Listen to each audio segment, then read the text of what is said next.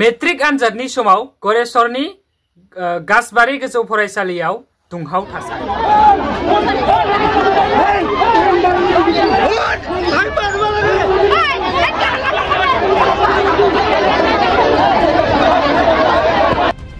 खुलुमबाय लोगोफोर, नोंथांमोन साफ्रोमखौबो आंनि इउट्यूब चेनेलनि गोदान भिडिअ फिन खेबसेबाव गोसो गोथारै बरायनानै लाग्रोबावबाय।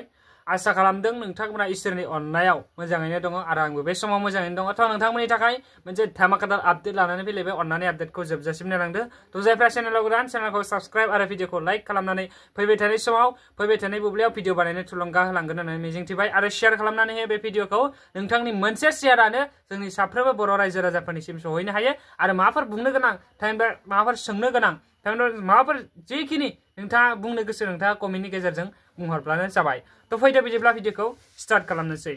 थ' मेट्रिक आनजादनि समाव मानो दुंहाव थासारि जाखो बिनि फुल डिटेल्स भिडिअ आं होनो थांगासिनो दङ।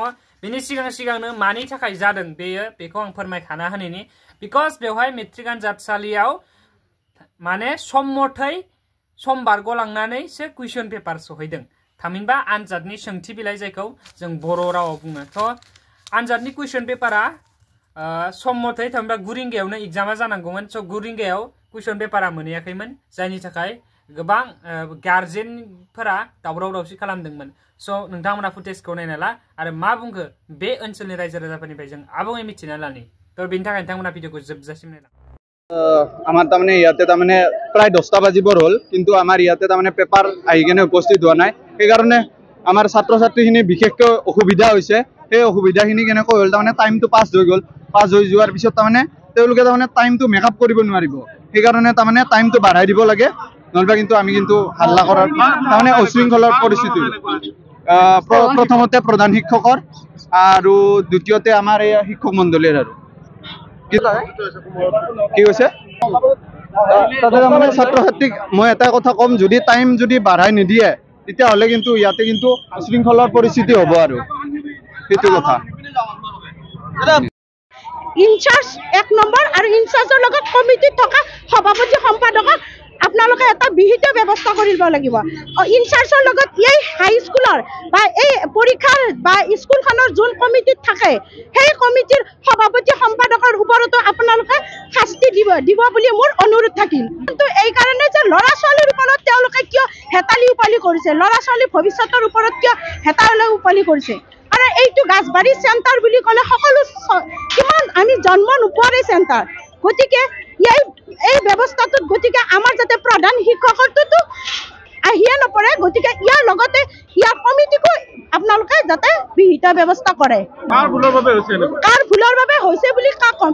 ইনচাৰ্জৰ এটাতো পৰীক্ষা চেণ্টাৰত মেইন ইনচাৰ্জৰ লগততো কমিটিও থাকে।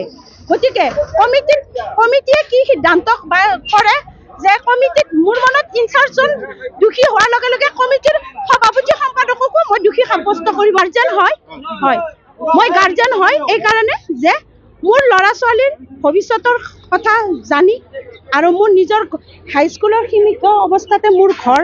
গতিকে আমিও ইয়াতে পঢ়া শুনা কৰি গুৱাহাটীৰ পৰা ইউনিভাৰ্চিটিৰ পৰা সমস্ত ডিগ্ৰী কৰি গতিকে আমাৰ জীৱনত এতিয়ালৈকে হেতালি উপালি হোৱা নাই। গতিকে অনাগত দিনতো যাতে এইবিলাকৰ পৰিস্থিতি নহওক তাৰে ব্যৱস্থাৰে আমি এনেকৈ চলি আছিলোঁ।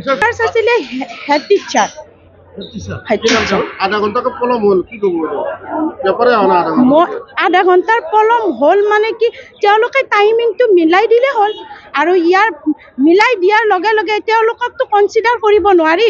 সেই গতিকে ইয়াৰে সভাপতি সম্পাদক কমিটিৰ আৰু 2 নম্বৰতে ইনচাৰ্জৰ ওপৰত ব্যৱস্থা লোৱাটো মই বিচাৰোঁ। নিউজ লাইভৰ পৰাই হওক, প্ৰাগ নিউজ